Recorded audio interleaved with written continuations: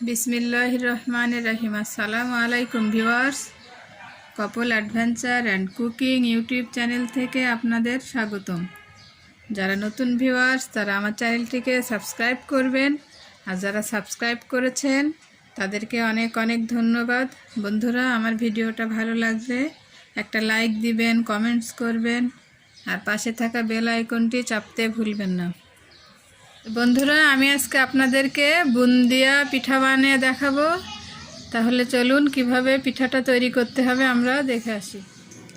আমি একটা ডিম ভেঙে নিয়েছি। এখন দেব পরিমাণ মতো লবণ, 1/4 টিস্পুন বেকিং পাউডার। এটাকে ভালো করে গুলিয়ে নেব। এ পর্যায়ের মধ্যে দিব 1/2 কাপ ময়দা,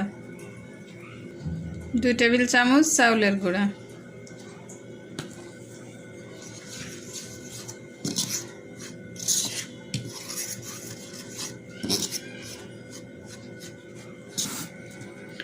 1 টেবিল চামচ চিনি দিব।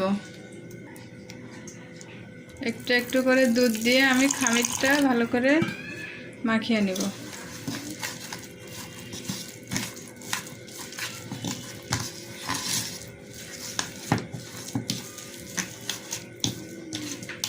ব্যাটারটা আমি 2 বাটিতে করে নিয়েছি। একটা ছোট বাটিতে একটু নিয়েছি, কারণ আমি এটাতে একটু কালার মিশাবো।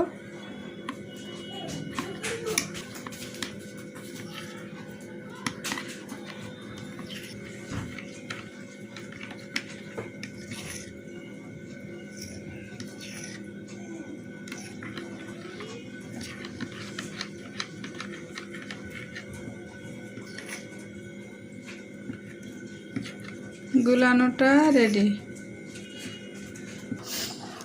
বন্ধুরা, ব্যাটারটা ঠিক এরকম গুলানো হবে, একেবারে পাতলাও না, অনেক ঘনও না।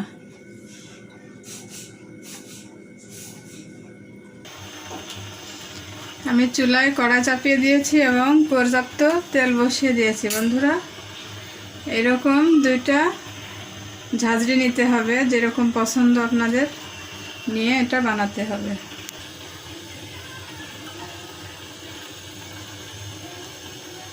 তেলটা এখনো গরম হয় নাই, গরম হলে এগুলো উপরে উঠে পড়তো।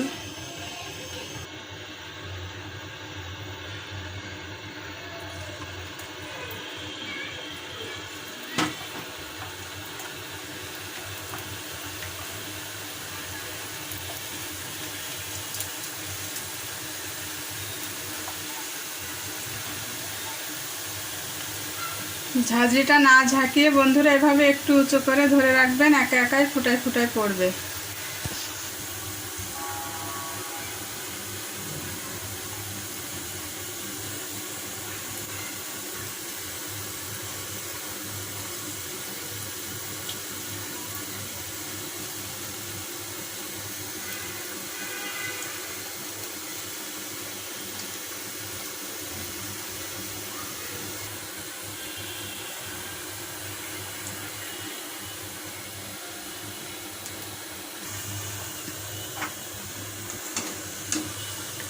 এগুলো খুব মচমচে করে ভাজার দরকার নাই, জাস্ট ভালো মতো একটু ভাজা হলেই উঠিয়ে নিতে হবে।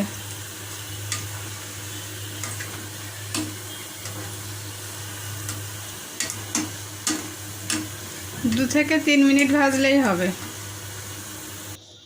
আমার বুন্দিয়াগুলো ভাজা হয়ে গেছে বন্ধুরা। আমি এখন টিস্যুর উপরে উঠিয়ে নেব, যাতে বাড়তি তেলগুলো সোক করে।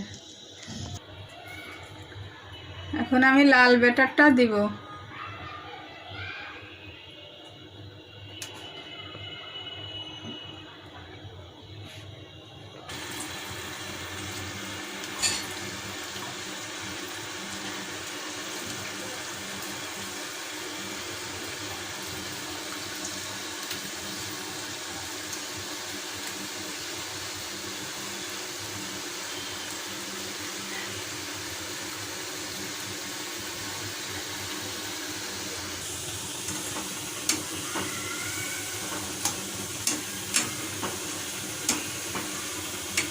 আমার ওই ঝাঁঝরির ছিদ্রগুলো একটু বড় ছিল, এই জন্য এই বুন্দিয়াগুলো অনেক বড় বড় হয়ে গেছে।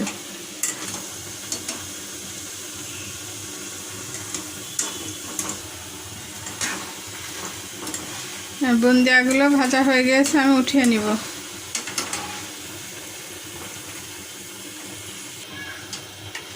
আমি আলাদা আর একটা পাত্রই রাখবো।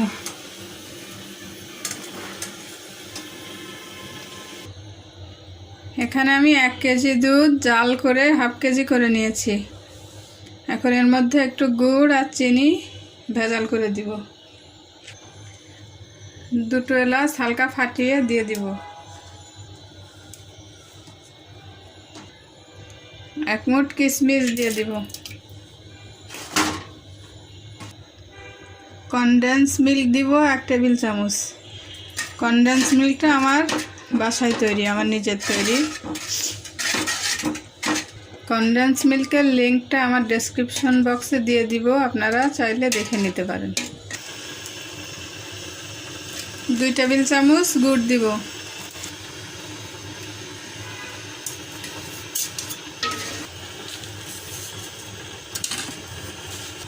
চিনি দিব 2 টেবিল চামচ।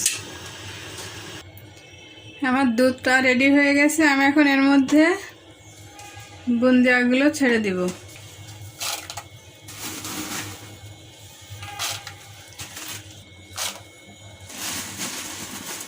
আমি 2 কালারের বুন্দিয়া এর মধ্যে দিয়ে দিয়েছি। এখন 1 ঘন্টা রেখে দিব। আমার পিঠাটা তৈরি হয়ে গেছে, আমি এই যে সাত করে দিয়েছি। বন্ধুরা দেখেন, অনেক মজাদার এই পিঠাটা। মাত্র 1 ঘন্টা আমি ভিজিয়ে রেখেছিলাম দুধে। এত মজা হয়েছে, মুখে দিলেই মিলিয়ে যাবে। সবাই একবার ট্রাই করে দেখবেন, পিঠাটা সত্যি খুব মজার। এই শীতের সিজনে বিভিন্ন স্বাদে পিঠা খেতে আমরা সবাই পছন্দ করি। এরকম মজার মজার রেসিপি পেতে আমার চ্যানেলটিকে সাবস্ক্রাইব করবেন এবং আমার পাশে থাকবেন। কমেন্টস করে জানাবেন আমার রেসিপিটা আপনাদের কেমন লাগলো। তাহলে আজকে এই পর্যন্তই। আল্লাহ হাফেজ।